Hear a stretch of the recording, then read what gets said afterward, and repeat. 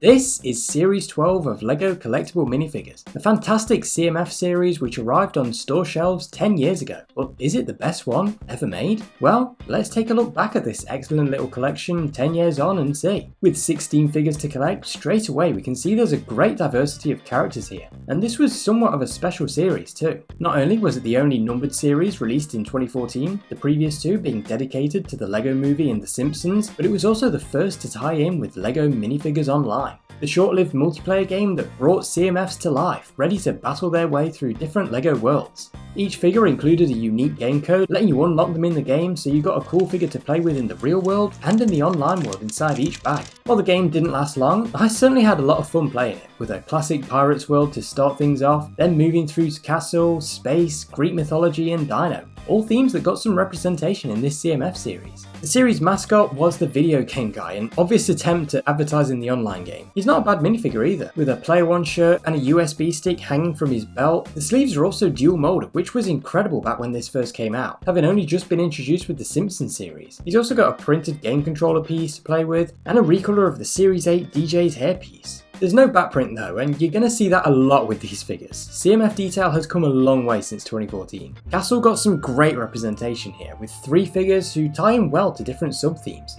There was the orange and purple jester, who's honestly perfect. I love the hat, which is printed on the front and back with some purple, and he comes with the ace of spades and a fitting joker card. This colourful one would make a great addition to any King's Castle set. Then there's the fantasy princess with a big pointy hat with orange hair moulded into it and a long purple dress, with lots of great details printed down the middle. She comes with a green frog and a kissing face, making her the only figure from this entire series to have a double-sided head. The Wizarding Wizard is stunning. Seriously, this is just an incredible minifigure. His robes are adorned with silver stars and golden moons, and it's honestly a shame that his beard covers up so much of the torso, because the detail here is just exquisite. That awesome pattern carries on not only onto his pointy hat piece, but also his cape and collar, with a nice silver shine to them all. Like all good wizards, he's equipped with his staff to cast his spells in the fantasy world. Obviously back in 2014 the dress piece was just a simple brick, so it was quite easy to accidentally rip the minifigure's legs off before the new dress pieces were introduced. The Space Miner has a great use of parts for his drill with that unicorn horn piece, and the big CMF space armor is another great reuse with the classic space logo on there. His helmet is packed full of great detail, including a headlight on top. With the space stuff removed, the figure is honestly generic enough that it would work well outside of a space environment too, like perhaps as a mountain climber. So yeah, this was a great one to get for space fans or just general LEGO fans looking to add something fresh to their LEGO city.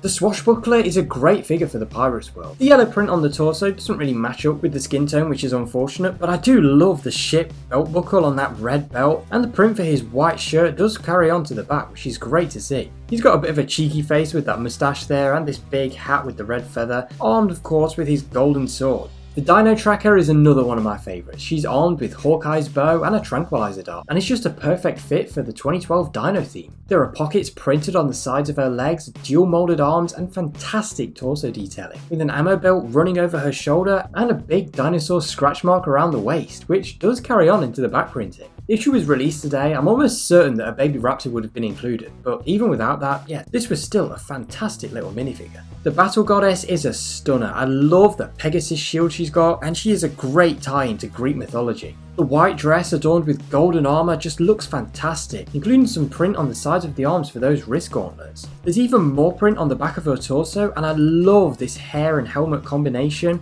and it can fit one of those Roman plumes on top. The angry face with golden lipstick was great, and I love the unique little dress piece that she's got, covering her legs from front to back. The Hun Warrior was another nice one to get, a historical figure from Asia. I love the fluffy cape piece he has, and the brown armour that's printed all over his torso over that red shirt. He's got some leg print which carries on to the sides, and I love the incredible helmet piece which does have some cow horns on the side and some brilliant print around it, with that tan fur kind of making a crown around the top. The face is also really good. The lifeguard was a good figure, but he hasn't really aged well. He's got a generic shirtless body, which is great, and I love the blue sunglasses that he's got on his smiling face there. His accessories are nothing special, just some red binoculars and a lifeguard float, and of course we have gotten lifeguards before, but yeah, this was still a pretty cool one to get. Those red shorts though, yeah, they really show us just how important dual molding is. I mean, compare this guy to the Castaway we got a few years ago, and yeah, you can really tell the side leg printing for shorts really does not work well when we've got that big exposed yellow right at the back. The Prospector is a fun Wild West inspired figure. I like the patchwork on his legs and hat, which kind of implied that he's put stuff in the wrong place.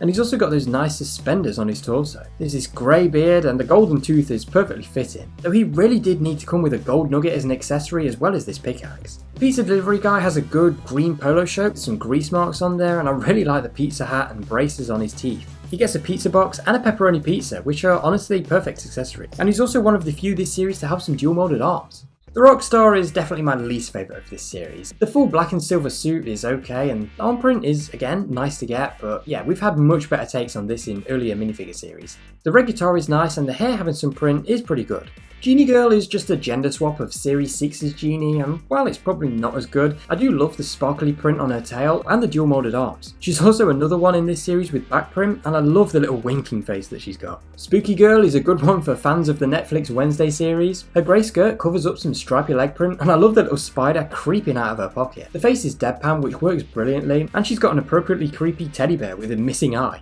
And finishing things off, we've got Pig Suit Guy, another really simple one, but still a fun little minifigure. He's got his green apple there and a curly tail on the back, and the pig headpiece is also really fun, with that simple smiling minifigure head peeking through. So, is Series 12 the best? Well, no. For me personally, 2015's Monsters series takes that crown, but there are plenty of other CMF series that really knocked it out of the park better than 12. Comparing it to modern stuff, you can really see just how far we've come in terms of minifigure detail. The Marvel stuff especially just went above and beyond. For 2014 standards though, these were wonderful. There's so much variety here, and there's also just a certain charm to their simplicity. It's very much a bridge between the classic CMF series we started with and the much more detailed stuff we know today, with dual molded arms, back print and side print to the legs and arms becoming more common. So while we have definitely gotten better, I really do think that Series 12 stands up there as one of the strongest. Maybe I'm blinded by nostalgia, or maybe this series really was just that good. Whatever the case, I'd love to hear your thoughts down in the comments section, and make sure you hit that subscribe button if you haven't already for more LEGO videos just like this one. Thanks for watching.